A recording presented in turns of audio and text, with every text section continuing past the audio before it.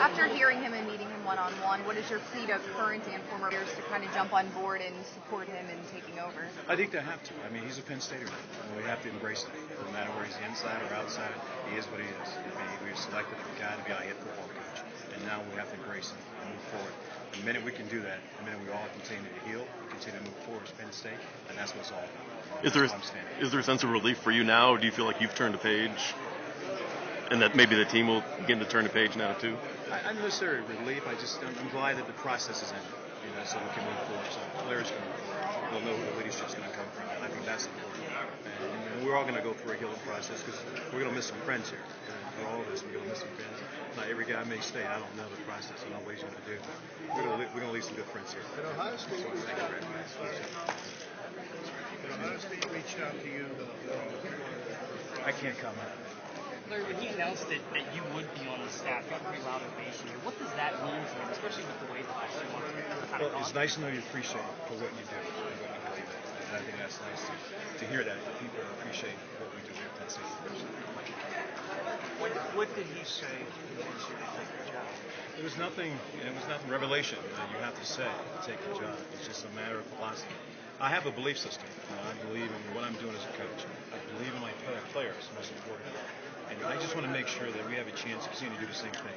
Continue to grow a great group of young men in the locker room. Continue to move forward at Penn State. And I think that's the most important thing. To continue to create a legacy of it. And that's not a sell to me. It's just what I believe. And your understanding is you're a defensive line coach? That's right now. Have you spoken to Tom Bradley at all since all this shit got this week? I talked to him yesterday leaving the office. As we were leaving the office every night. We talked to him. Don't know the direction he's going to go. What he's going to do. I did talk to him. Larry, to your knowledge, do you know of anybody else who has committed to staying, or do you know of anybody else? Like you said earlier, I was the first guy he talked to last night. He's going to talk to everybody in the next 48 hours. Did you meet with him in person? Yes, I did. At your home? No. Would you be willing to advise him, I guess, moving forward on maybe who would be a good fit? I gave him my opinion, but really it's based on that. I mean, I can't influence what he's thinking. I'm quite sure he's got certain kind of coaches on him. So it's a wait and see. What impresses you? I couldn't hear. What impresses you about him? Well, I like his honesty. I like he's a direct guy, and I think that's important. And he's a great footballer. He's a great young coach with a great mind. And I think he'll do great things for us, not only off the football field, on the football field, off the football field, because he's committed to it. And you can sense it just from his delivery. He's committed to making us the best possible. You just got back from recruiting. How'd that go? Went well. What'd you tell him without a determined coach yet? Well, we tell him the same letter. Penn State's Penn State. This is the reason why you selected without a coach. And I think that those values are still here. That's the reason I hang in there. Larry, I'm sorry if I missed this in the beginning, but how did you find out that he wanted to retain you? We had a conversation last night. We met last night and talked in person. And we had a conversation. And just what was your first reaction to that?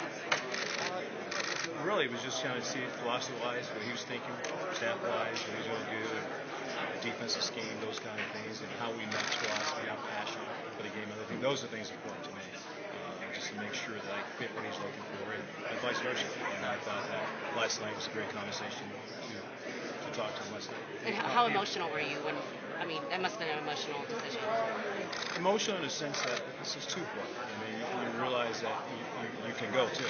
I mean, there's some other opportunities I could have jumped on, but I'm committed to what I'm doing here as a Penn Stater, and so it was important to see if that was going to happen, and it did.